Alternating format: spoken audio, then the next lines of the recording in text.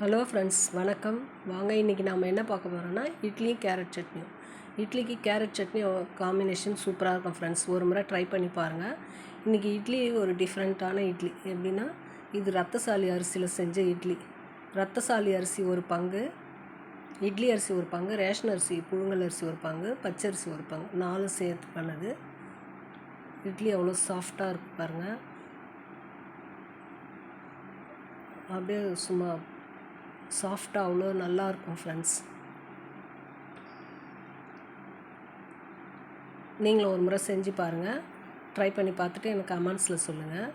இதுக்கு வாங்க கேரட் சட்னிக்கு என்னென்ன பொருட்கள் தேவைன்னு பார்க்கலாம். வரமிளகா, உளுந்து, கடலைப்பருப்பு, 2 பெரிய வெங்காயம், 2 கேரட்டு, 1 தக்காளி, ஒரு சின்ன துண்டு இஞ்சி, 10 பல் பூண்டு, ஒரு கொத்து கருவேப்பிலை, நெல்லிக்காய் சைஸ் புளி, சால்ட்டு. இவ்வளோதான் ஃப்ரெண்ட்ஸ். இப்போ அடுப்பில் ஒரு வானல் வச்சுட்டு உளுந்து கடலைப்பருப்பு நம்ம செவக்க வறுத்துடுவோம். அதுக்கடுத்து காஞ்ச மிளகா போடுவோம். இந்த அளவுக்கு செவந்தால் போதும். இப்போ வரமிளகா போட்டுக்குவோம். வரமிளகா சேர்த்துட்டு இதையும் நல்லா செவக்க வறுத்துடுங்க. அடுத்து நம்ம கருவேப்பிலை,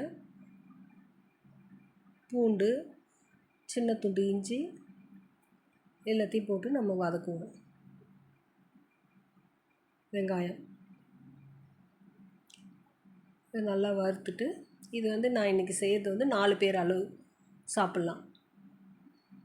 நீங்கள் இன்னும் கொஞ்சம் உங்களுக்கு கூடுதலாக தேவைன்னா எல்லாத்தையும் கொஞ்சம் கூடுதலாக சேர்த்துங்க பொருள். வெங்காயம், தக்காளிலாம்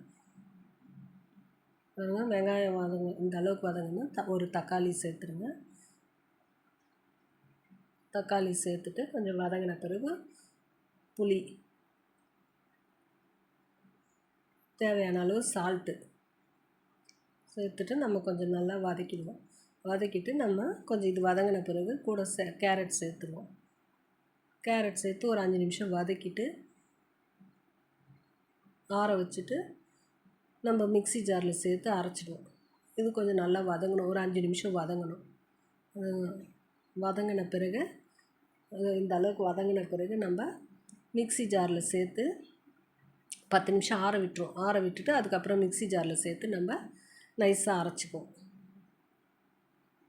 அரைச்சிட்டு எண்ணெய், கடுகு, ஒரு வரமிளகா, ஒரு கொத்து கருவேப்பிலை போட்டு கொஞ்சம் பெருங்காயம் சேர்த்து தாளிச்சிட்டு இந்த சட்னியில் சேர்த்துடலாம். சட்னியில் சேர்த்து நல்லா கலந்து விட்டுருங்க. கலந்து விட்டுட்டு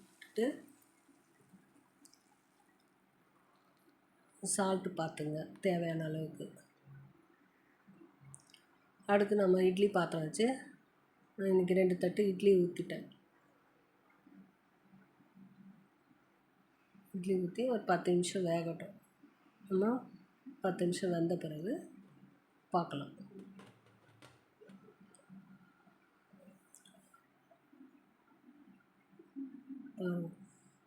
கேரட் சட்னி பார்க்கறதுக்கு அவ்வளோ கலர்ஃபுல்லாக இருக்கு பாருங்கள். இட்லியும் அவ்வளோ சாஃப்டாக இருக்குது. இது ரத்தசாலி அரிசி. நமக்கு ப்ளட்டு நமக்கு சேரும்னு சொல்லுவாங்க இந்த அரிசி சாப்பிட்டா. இதில் புட்டு செய்யலாம், இடியாப்பம் செய்யலாம். நான் இன்றைக்கி இட்லி செஞ்சுருக்கிறேன். பாருங்கள். வீடியோ பிடிச்சிருந்தால் லைக் பண்ணுங்கள், ஷேர் பண்ணுங்கள், கமெண்ட்ஸ் பண்ணுங்கள். பாய்.